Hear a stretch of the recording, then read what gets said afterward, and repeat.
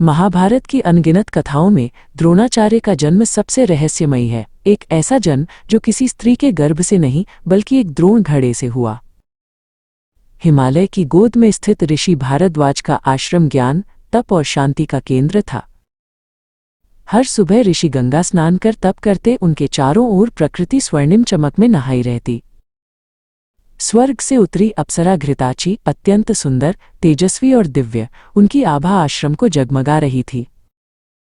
घृताची की दिव्यता देखकर ऋषि का मन क्षणभर के लिए हिल गया, लेकिन उन्होंने खुद को संयमित किया।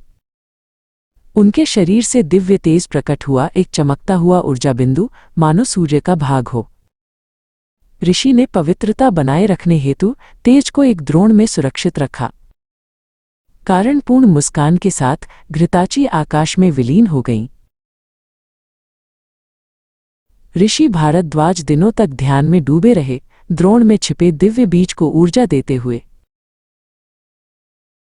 घड़े से धीमी धड़कन जैसी ध्वनि आने लगी, मानो कोई जीव जाग रहा हो। एक दिन तेज चमक के साथ द्रोण टूट गया और हवा में सुनहरा प्रकाश फैल गया।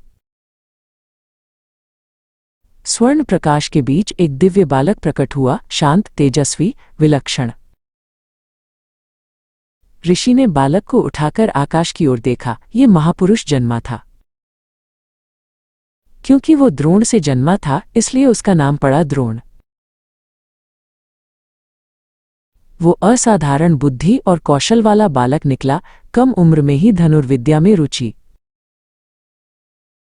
जैसे जैसे वो बड़ा हुआ, उसका तेज बढ़ता गया, उसकी आंखों में दृढ़ता और शक्ति थी। द्रोण एक दिन ब्रह्मास्त्र सीखने की इच्छा रखता था, लेकिन उसे गुरु चाहिए था।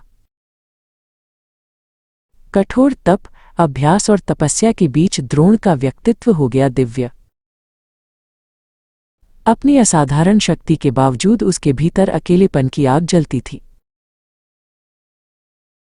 द्रोण का सबसे बड़ा लक्ष्य था उत्तम विद्यार्थियों को शिक्षा देना।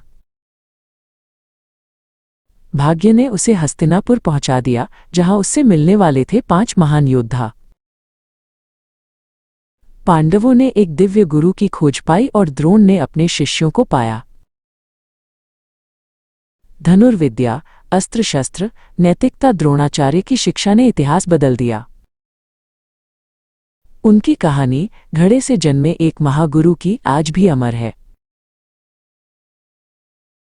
द्रोणाचार्य की जन्मकथा हमें याद दिलाती है, दिव्यता हमेशा तप, संयम और कर्तव्य से जन्म लेती है।